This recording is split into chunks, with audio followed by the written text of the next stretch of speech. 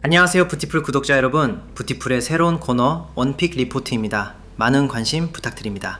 2026년 1월 런던 금속거래소에서 구리 가격이 톤당 약 13,000달러를 돌파하며 역대 최고가를 경신했습니다. 1년 전만 해도 $10,000 아래에서 움직이던 구리가 불과 12달 만에 약 40% 넘게 오른 건데요. 놀라운 건 이게 단순한 경기 회복 때문이 아니라는 점이에요. AI 데이터 센터, 전기차, 전력망 교체라는 세 가지 흐름이 동시에 겹치면서 구리의 지위 자체가 달라지고 있거든요. 골드만삭스조차도 구리를 올해 가장 성장 잠재력이 높은 원자재로 지목했을 정도이니 이건 단순한 시장 유행이 아니라 구조적인 변화로 봐야 합니다. 오늘은 이 구리에 왜 지금 주목해야 하는지, 그리고 한국 투자자가 가장 쉽게 접근할 수 있는 코덱스 구리 선물 ETF를 집중적으로 살펴보겠습니다.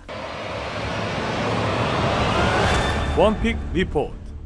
구리는 원래 업계에서 닥터 코퍼라는 별명으로 불려왔잖아요. 경기 좋으면 수요가 늘고 나빠지면 줄어드니까 일종의 경기 체온계 역할을 했던 건데요. 지금 벌어지고 있는 구리 수요 증가는 과거의 경기 사이클과 성격이 완전히 다릅니다. 가장 큰 변화의 축은 AI와 데이터 센터예요. 생성형 AI가 폭발적으로 확산되면서 전 세계적으로 초대형 데이터 센터가 줄줄이 지어지고 있거든요. 마이크로소프트, 아마존, 메타 같은 빅테크 기업들이 올해만 약 5천억 달러를 데이터 센터에 투자하겠다고 밝혔을 정도입니다. AI 데이터 센터는 기존 시설보다 3, 4배에서 최대 8배까지 더 많은 구리를 소비합니다. 서버만 늘어나는 게 아니라 견압기와 배전반, 고압 케이블, 냉각 시스템까지 전력 인프라 전체가 같이 커져야 하니까요. JP모건 리서치에 따르면 2026년 데이터 센터 분야에서만 약 47만 톤 이상의 구리가 소비될 전망이에요. 무디스는 향후 5년 동안 데이터 센터 관련 투자에만 최소 3조 달러, 우리 돈으로 약 4천조 원이 넘는 자금이 투입될 것으로 추정했고요. 두 번째 흐름은 노후 전력망 교체입니다. 미국이나 유럽 같은 선진국 전력망은 상당 부분이 낡았고 여기에 AI 데이터 센터 전력 수요까지 겹치면서 전력망 증설이 시급해졌거든요. 국제에너지기구는 글로벌 데이터 센터 전력 수요가 2030년까지 지금의 2배 이상 늘어날 수 있다고 분석했어요. 변압기나 배전선, 저압 구간 등은 여전히 구리 의존도가 높기 때문에 골드만삭스는 전력 인프라가 2030년까지 구리 수요 증가분의 약 60% 이상을 차지할 것으로 전망합니다. 실제로 데이터 센터는 1년에서 2년이면 지을 수 있지만 전력을 공급할 발전소나 송전 설비는 3년에서 6년이 걸리거든요. 이 격차를 메우기 위해 각국 정부가 전력망 투자를 서두르고 있고 그 과정에서 구리 수요가 지속적으로 발생할 수밖에 없는 겁니다. 세 번째는 전기차와 재생에너지 전환이에요. 전기차 한 대에 들어가는 구리량은 내연 기관차의 몇 배에 달하고 풍력이나 태양광 설비에도 대량의 구리가 필요하거든요. 특히 대규모 해상 풍력이나 에너지 저장 장치 같은 분야는 발전소가 분산되고 전력 개통이 복잡해지는 만큼 구리 소비량이 줄기보다 오히려 늘어나는 방향으로 가고 있습니다. 결국 AI 인프라, 전력망 투자, 전기차와 재생에너지라는 세 가지 메가 트렌드가 한 방향으로 겹치면서 구리는 디지털 전환과 에너지 전환 시대의 핵심 소재로 재평가받고 있는 겁니다. 수요가 이렇게 늘어나는데 공급은 상당히 빡빡한 상황이에요. 2025년에 세계에서 두 번째로 큰 구리 광산인 인도네시아 그레스버그 광산에서 대규모 산사태가 발생했고 주요 생산 구간의 가동이 올해 상반기까지 중단될 것으로 예상됩니다. 이 광산의 그레스버그 블럭케이브 구간은 전체 생산 전망의 약 70%를 차지하던 곳이었기 때문에 그 타격이 만만치 않아요. 세계 최대 구리 생산 업체인 코델코의 2025년 생산량도 전년 대비 고작 0.3% 늘어나는데 그쳤어요. 광석 품위가 계속 떨어지면서 같은 양의 구리를 캐는데 더 많은 비용이 드는 악순환이 이어지고 있거든요. 신규 대형 광산을 개발하려면 보통 10년 이상이 걸리고 기존 광산의 품위는 계속 떨어지고 있으며 자원 기업들의 신규 투자도 아직 충분하지 않습니다. 이런 상황에서 JP모건은 올해 정제구리 시장에서 약 33만 톤의 공급 부족을 전망하고 있고요. 국제구리연구그룹도 기존의 공급 과잉 전망을 뒤집어서 약 15만 톤의 공급 부족으로 수정했습니다. 블룸버그 NEF는 더 장기적인 시각에서 구리가 빠르면 올해부터 구조적 공급 부족에 진입할 수 있다고 경고하기도 했어요. 새로운 광산 투자 없이는 2050년까지 누적 누적 약 2천만 톤에 가까운 부족이 발생할 수 있다는 분석도 있습니다. 수요는 구조적으로 우상향하는데 공급은 가격이 충분히 올라야 겨우 따라오는 이 비대칭 구조가 구리 시장의 핵심이에요. 그러면 이런 구리 테마에 어떻게 투자할 수 있을까요? 개별 광산주를 직접 살 수도 있지만 한국 투자자 입장에서는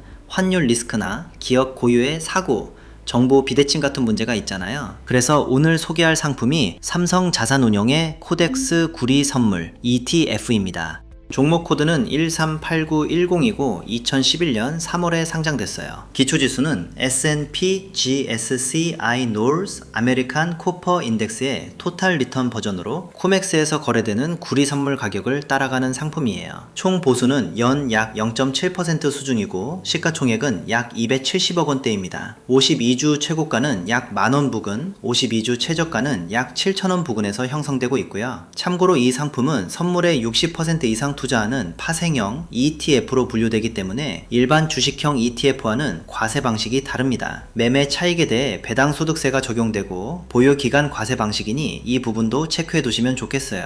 이 상품의 핵심 특징은 두 가지예요. 하나는 환해지가 되어 있어서 원달러 환율 변동 영향을 최소화하고 순수하게 구리 가격에 집중할 수 있다는 점이에요. 쉽게 말해 환율이 움직여서 생기는 손익을 미리 차단해 놓은 구조인데 덕분에 구리 가격 자체의 방향성에만 집중할 수 있는 반면 원화 약세 시 환율로 인한 추가 수익은 기대하기 어렵다는 양날의 검이기도 합니다. 다른 하나는 선물 기반 상품이라는 건데요. 선물은 만기가 있기 때문에 다음 달 계약으로 갈아타는 롤오버라는 과정이 필요합니다. 다음 달 선물 가격이 이번 달보다 높은 상태를 콘탱고라고 하는데 이 경우에는 갈아탈 때마다 비용이 조금씩 발생해요. 반대 상황인 백워데이션에서는 오히려 이득을 볼 수 있고요. 구리 선물 시장은 콘탱고가 더 자주 나타나는 편이라서 장기 보유 시 이 롤오버 비용이 성과를 갉아먹을 수 있다는 점은 꼭 기억해 두셔야 합니다. 비교 대상으로 알아두실 상품이 타이거 구리 실물 ETF인데요. 이건 런던 금속거래소의 구리 현물 가격을 추종하고 실물 기반이라 롤오버 비용이 없다는 장점이 있어요. 다만 두 상품은 추종하는 거래소가 다르기 때문에 수익률 차이가 꽤 크게 날 수 있습니다. 특히 미국이 구리 관세를 부과할 수 있다는 가능성이 부각되면서 코맥스 가격이 LME 대비 큰 프리미엄을 형성한 적이 있었는데 이때 코덱스 쪽 수익률이 훨씬 높게 나왔거든요. 그러니까 어떤 ETF를 고를지는 자신이 어느 시장의 구리 가격에 베팅하고 싶은지에 따라 달라질 수 있어요. 글로벌 투자은행들의 구리 가격 전망도 간단히 짚어볼게요. JP모건은 올해 구리 가격이 평균 톤당 약 12,000달러를 기록할 것으로 보고 있고 골드만삭스는 상반기 13,000달러대에서 하반기에는 11,000달러대로 조정될 수 있다고 분석했습니다. 다만 골드만삭스도 장기적으로는 2035년에 15,000달러까지 오를 수 있다고 전망하면서 구리를 AI와 전기화 슈퍼사이클의 핵심 원자재로 꼽았어요. 시티그룹은 좀 더 낙관적이어서 공급 부족이 지속될 경우 톤당 15,000달러 부분까지 갈 수 있다고 보고 있고요. 로이터 설문 기준으로 약 30명의 애널리스트가 제시한 올해 구리 가격 중앙값은 톤당 약 12,000달러인데 이건 역대 컨센서스 중 가장 높은 수치입니다. 단기적으로 주의할 변수는 미국의 구리 관세 결정과 중국 경기인데요. 골드만삭스는 미국 정부가 올해 중반쯤 약 15% 수준의 정제 구리 관세를 발표할 것으로 예상하고 있어요. 관세가 확정되면 비축 수요가 줄면서 가격이 조정될 수 있고 반대로 결정이 지연되면 불확실성 속에 높은 가격이 유지될 수도 있습니다. 중국도 빼놓을 수 없어요. 세계 최대 구리 소비국인 중국의 부동산 침체가 지속되면서 정제 구리 소비가 줄고 있지만 올해 시작되는 제15차 5개년 계획의 인프라 투자 규모에 따라 수요가 반등할 여지도 있거든요. 투자 포인트를 정리하면 이 ETF의 매력은 AI와 전력 인프라, 전기차라는 구조적 수요에 직접 노출되면서도 한국 투자자가 원화로 간편하게 매매할 수 있다는 점이에요.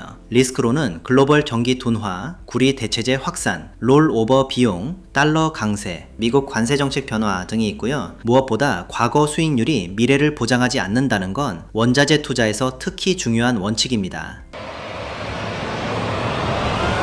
원픽 리포트 정리하자면 코덱스 구리 선물 ETF는 확실한 대박주가 아니라 에너지 전환과 디지털 전환이라는 거대한 구조적 흐름에 포트폴리오의 일부를 걸어두는 테마형 자산으로 보시는 게 적절합니다. 전체 금융 자산에서 약 5%에서 15% 정도를 원자재 테마에 배분하고 나머지는 주식 인덱스나 채권 같은 다른 자산으로 분산하는 게 현실적이에요. 매수도 한 번에 몰아서 하기보다는 시점을 나눈 분할 매수가 변동성을 줄이는 데 효과적이고요. 목표 비중을 정해놓고 많이 올랐으면 일부 이익을 실현하고 많이 빠졌으면 비중을 채우는 리밸런싱 원칙을 지키는 게 핵심입니다. 롤오버 비용이 걱정되시면 타이거 구리 실물 ETF와 병행하는 것도 좋은 방법이에요. 분산과 분할이라는 원칙 위에서 중장기적으로 가져간다면 구리 테마가 포트폴리오에 의미 있는 기여를 하면서도 하락장에서 치명적이지 않은 구조를 만들 수 있을 겁니다. 구리 가격을 추적할 때는 LME 구리 현물 가격과 코맥스 선물 가격 그리고 중국의 구리 수입 통계를